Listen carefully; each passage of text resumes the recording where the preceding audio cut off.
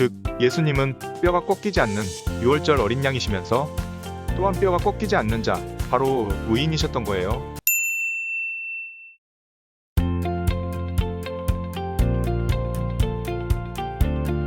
안녕하세요.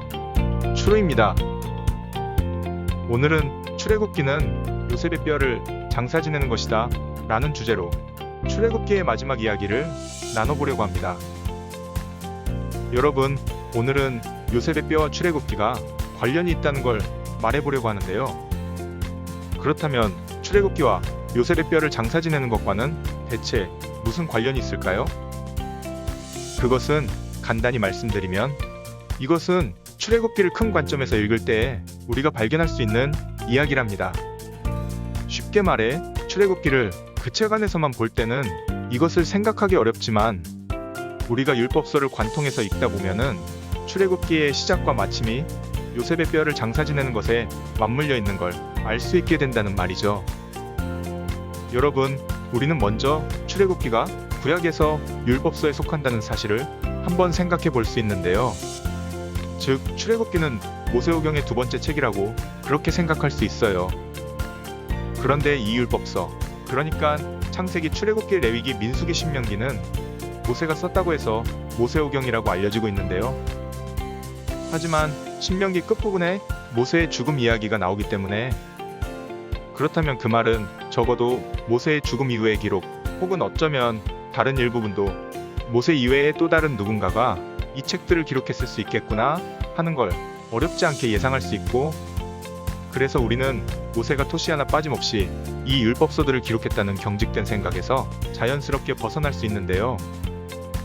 그런데 모세오경에서 중요한 것은 모세가 저자냐 하는 것보다도 이 책들에서 그가 가장 큰 역할을 하고 있다는 사실이에요. 먼저 우리가 창세기를 보면은 여기에는 창조와 믿음의 조상들에 대한 이야기가 나오고 있어요. 그러니까 하나님의 자녀들의 시초와 또 믿음의 아버지로 하나님의 특별한 언약을 받은 아브라함, 그리고 그의 후손들에 대한 이야기가 나오는 것이 창세기이죠. 그 다음에 출애굽기가 이제 이어지는데요. 창세기에서는 믿음이 무엇인지 우리에게 계시해주는 여러 인물들이 등장을 했다면 출애굽기부터는 한 명의 주인공이 두드러지게 나타나고 있는데 그것은 바로 모세예요. 모세는 실질적으로 출애굽을 이끈 지도자일 뿐만 아니라 이스라엘 민족을 세운 인물이라고도 말할 수 있어요. 여러분, 이것은 왜냐하면 우리가 출애굽은 무엇인지 이전에도 살펴보았듯이 하나님의 약속을 받았던 이스라엘과 그리고 그들과 더불어 하나님을 경외하는 마음으로 어린 양의 피를 발라 함께 탈출한 수많은 자들이 시내산에서 하나님의 생명의 법, 그 말씀을 받고 하나님과 제사장 민족이요 거룩한 나라가 되겠다고 하는 언약을 맺은 사건이 출애굽이기 때문이에요. 다른 말로 표현하자면 출애굽은 이스라엘이 이제 하나의 나라로 세워지는 것이었다는 말이죠. 그러니까 다시 말해 이것은 우리가 이미 강을 건넌 히브리와 같은 영상에서 살펴봤던 것인데, 믿음의 아버지로는 아브라함이, 그리고 혈통적으로는 12지파의 아버지인 야곱이 이스라엘의 조상으로 여겨지고, 또한 그때 이스라엘은 이스라엘 된다고 생각할 수도 있지만, 그러나 한편 이스라엘이 이방 민족들과는 구별되는 이스라엘로서 진정한 정체성을 확립한 때가 언제냐 하고 묻는다면 그것은 그들이 출애굽해서 시내산에 이르러 하나님과 언약을 맺었을 때라고 우리가 생각할 수가 있다고 했죠. 그런데 이스라엘이 종되었던 집에서 탈출한 것, 시내산에서 말씀을 받은 것, 그리고 그들이 하나님과 언약을 맺은 것, 그리고 또한 이전에 하나님이 광야에서 절기를 지키기 위해서 너희는 출애굽해야 한다 라고 말씀하신 것과 같이 이스라엘이 예배하는 제사장 민족으로 세워지는 이 모든 것에 직접적으로 관여한 인물이 바로 모세지요. 모세는 예배의 처소가 되는 성막을 짓는 일에 주도적인 역할을 했잖아요. 하나님께 모양대로 설계도를 받은 사람이 모세였고, 또한 하나님의 영과 지혜가 충만한 부살렐과 오홀리압을 세워서 이것을 실제로 만들도록 한 것도 모세였지요. 그리고 모세는 아론과 함께 제사장들을 세우고 레위인들을 구별하고 계명에 따라 제사를 드릴 수 있도록 했고요. 게다가 그는 광야 생활 중에 이스라엘 백성들을 하나님이 원하시는 가장 낮추어진 자로 단련해가는 모든 과정 동안 그것을 온전히 이끌었던 지도자였어요. 심지어 이 모세는 가나안 땅을 앞둔 마지막 순간까지도 이스라엘에게 10계명을 포함한 하나님의 생명의 법이 되는 계명과 율례와 법도를 다시 한번 강론을 하면서 생을 마치는 걸 우리가 볼 수가 있어요. 그렇기 때문에 여러분, 오경은 저자가 누구인가 하는 이유를 차치한다고 할지라도 모세오경이라고 불리워지기에 충분한 이유를 가지고 있는데요. 그런데 여러분, 혹시 오경이 아니라 육경이라는 말을 들어보셨나요? 육경이 대체 무슨 말이냐면 우리가 구약성서를 구분할 때에 율법서를 오경이라고 부르는데, 그런데 생각을 조금 달리해서 육경으로 구분해보는 경우도 있다고 하는 거지요. 그럼 육경이라면 오경의 하나를 더하여 여호수아까지를 하나의 스토리로 보는 것인데요. 그러니까 창세기에서 하나님이 아브라함에게 가나안 땅에 들어갈 것이다 라고 하신 약속이 신명기에서 모세가 죽고 끝나는 것으로 마무리하지를 않고, 이제 약속의 땅을 진짜로 점령해서 지파별로 땅을 분배하고 이스라엘이 실제로 그 땅에 거주하게 되는 것까지를 하나로 이어서 생각을 한다는 거지요.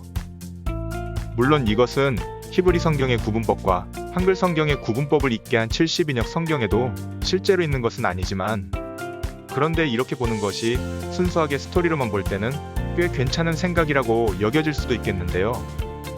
그리고 여기서 이러한 생각이 터무니없는 것만은 아니라는 걸 구조적으로 뒷받침해 줄 수 있는 게 바로 요셉의 뼈가 장사되는 사건이에요.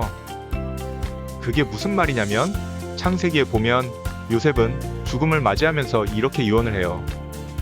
요셉이 그의 형제들에게 이르되, 나는 죽을 것이나 하나님이 당신들을 돌보시고 당신들을 이 땅에서 인도하여 내사 아브람과 이삭과 야곱에게 맹세하신 땅에 이르게 하시리라 하고, 요셉이 또 이스라엘 자손에게 맹세시켜 이르기를, 하나님이 반드시 당신들을 돌보시리니 당신들은 여기서 내 해골을 메고 올라가겠다 하라 하였더라.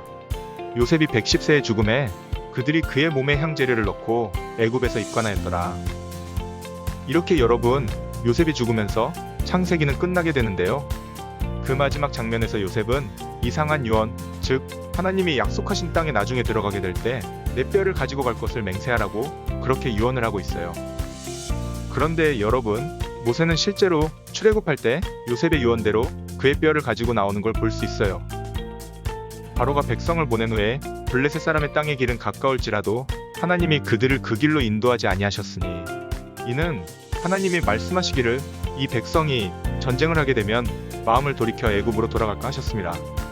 그러므로 하나님이 홍해의 광야 길로 돌려 백성을 인도하심에 이스라엘 자손이 애굽 땅에서 대열을 찌어 나올 때 모세가 요셉의 유고를 가졌으니, 이는 요셉이 이스라엘 자손으로 단단히 맹세하게 하여 이르기를, 하나님이 반드시 너희를 찾아오시리니 너희는 내 유고를 여기서 가지고 나가라 하였음이더라.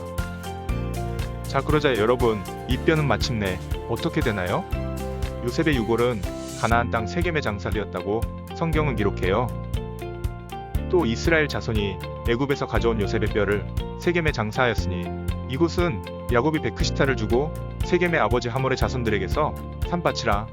그것이 요셉 자손의 기업이 되었더라. 여러분, 여호수아서는 이스라엘이 땅을 다 분배받은 후에 여호수아가 마지막으로 그들에게 하나님을 잘 섬기라는 당부를 하고 생을 마치는 것으로 끝마치고 있는데요. 그런데 그 후에 성경은 중요한 한 가지를 더 기록하는데, 그게 바로 요셉의 뼈를 잘 묻었다 라고 쓰고 있다는 거예요. 그러니까 다시 말하면 아브라함에게 준 하나님의 약속의 성취는 이스라엘 백성들이 가나안에 거주하게 되는 것이기도 했지만, 한편으로는 요셉의 뼈도 또한 그 땅에 장사되는 것이었다는 말이에요. 즉, 어떤 면에서 보자면 출애굽은 무엇이냐면 이방 땅에 있던 요셉의 뼈를 가지고 나와서 하나님이 약속하신 땅에 장사 지내는 것이라고 그렇게 말해볼 수도 있는 것이지요. 그리고 창세기부터 여호수아까지가 요셉의 뼈에 대한 유언이 마침내 이루어지는 것이라는 주제로 관통되고 있다는 사실이에요. 그렇다면 여러분, 요셉의 뼈가 무엇이 중요하기에 요셉은 그것을 유언하고 모세는 그것을 가지고 갔으며 여호수아서는 그것을 잘 장사 지냈다고 일부러 그렇게 기록까지 하고 있는 걸까요? 뼈는 원어로 에잼인데, 여러분, 신체적으로도 뼈는 우리의 몸을 지탱하는 근간인 것처럼 성경에서도 에잼은 어떤 것에 토대어 본질을 나타내고 있어요. 그래서 아담은 하나님이 남자로부터 여자를 만드셨을 때 하와를 보면서 이는 내 뼈 중의 뼈라고 말을 하였었죠. 그러니까 요셉이 자신의 유고를 가나안 땅에 묻어달라고 한 것은 가나안 땅에 들어갈 때 요셉의 본질, 다시 말해 요셉의 믿음이랄까, 그의 영적인 모습을 가지고 거기에 들어가라는 의미라는 걸 우리가 생각할 수가 있어요. 왜냐하면 이것이 단순히 그들이 물리적으로 조상의 뼈를 가지고 가야 한다는 1차원적인 해석에서만 그쳐야 한다면 조금 의아한 생각이 드는 게, 그러면 야곱도 애굽에서 숨을 거두면서 창세기 49장에서 자신을 헤브론에 있는 막벨라굴에 장사 지내달라고 하였었는데 12지파의 조상이 되는 야곱의 뼈는 추후에 전혀 언급되고 있지 않기 때문이죠. 그러니까 쉽게 말하면 야곱과 요셉의 뼈 모두 유언에 따라 가나안 땅으로 가지고 갔지만 유독 요셉의 뼈만 여러 번 언급이 되고 있는 건 어떤 의도가 있다고 우리가 생각해 볼 수 있다는 거죠. 그런데 우리가 성경에서 뼈가 나오는 구절들을 찾다 보면 성경은 뼈와 관련한 중요한 개념 하나를 말하는 걸 발견하게 되는데, 그것은 뼈가 꺾이다라는 표현이에요. 그리고 놀랍게도 이 뼈가 꺾인다는 구절들을 살펴보면 우리는 요셉의 뼈가 담지하고 있는 영적인 본질이 무엇인지 실마리를 찾게 되죠. 뼈가 꺾인다고 할 때 꺾인다는 말은 샤바르라는 히브리어인데, 이것은 꺾이다라는 말과 더불어 산산이 부서지다, 깨지다 라는 뜻도 가지고 있어요. 그런데 성경에서는 깨지고 꺾이는 부류가 몇 가지 등장하는데, 첫 번째로는 바로 우상이에요. 우상을 깨고 부순다고 할 때 이 샤바르라는 단어가 약 20회가량 사용이 되었어요. 너는 그들의 신을 경배하지 말며 섬기지 말며 그들의 행위를 본받지 말고 그것들을 다 깨뜨리며 그들의 주상을 부수고 내 하나님 여호와를 섬기라. 그리고 이 단어는 또한 하나님이 교만한 자들을 꺾으신다고 할 때도 여러 번 사용되었어요. 너는 바벨론 왕에 대하여 이 노래를 지어 이르기를, 압제하던 자가 어찌 그리 그쳤으며 강포한 성이 어찌 그리 패하였는고, 여호와께서 악인의 몽둥이와 통치자의 귀를 꺾으셨도다. 또한 율법에는 레위기에서 정결에 대한 규례를 이야기하면서 부정한 그릇을 깨뜨리라고 말하기도 하지요. 이런 것 중 어떤 것의 주검이 나무 그릇에든지 의복에든지 가죽에든지 자루에든지 무엇에 쓰는 그릇에든지 떨어지면 부정하여지리니 물에 담그라. 저녁까지 부정하다가 정할 것이며, 그것 중 어떤 것이 어느 질그릇에 떨어지면 그 속에 있는 것이 다 부정하여지나니 너는 그 그릇을 깨뜨리라. 그러니까 우리는 샤바르 되는 대상은 교만한 자들과 부정한 것들, 거룩하지 않은 우상과 같은 것들이라는 걸 알 수가 있어요. 한편 여러분, 하지만 반대로 성경에서는 샤바르 되지 않는 대상도 나오고 있는데요. 다시 말하면 하나님이 뼈를 꺾으시지 않는 자들이 나오고 있는 건데, 그들은 누구냐면 의인들이에요. 의인은 고난이 많으나 여호와께서 그의 모든 고난에서 건지시는도다. 그의 모든 뼈를 보호하시며 그 중에서 하나도 꺾이지 아니하도다. 그런데 특이하게도 성경에서는 이 샤바르가 마음이 상했다라는 의미로도 쓰이는 걸 발견하는데요. 하나님이여, 주의 인자를 따라 내게 은혜를 베푸시며 주의 많은 긍휼을 따라 내 죄악을 지워주소서.